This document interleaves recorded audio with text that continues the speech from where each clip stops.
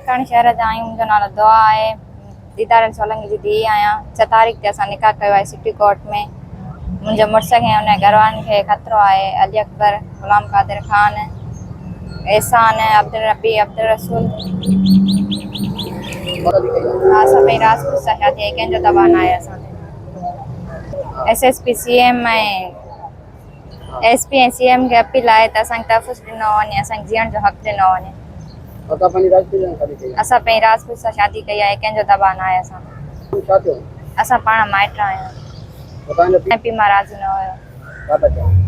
उहे चवनि पाण असां हिते न ॾींदासीं। फराद नालो मुंहिंजो। 6 तारीख़ शादी कई असां। असां में हिन जे माइटनि मां ख़तरो आहे असांखे। नालो गुलाम कादिर, अली अकबर ख़ान, एहसान, शाहज़ेब राणो। रात खे शादी कई, ज़बरदस्ती न आहे, कोई दबाव न आहे।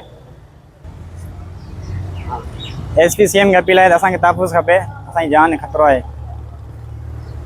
असां पंहिंजी रात खे शादी कई, कोई ज़बरदस्ती न आहे, असांखे इंसाफ़ खपे।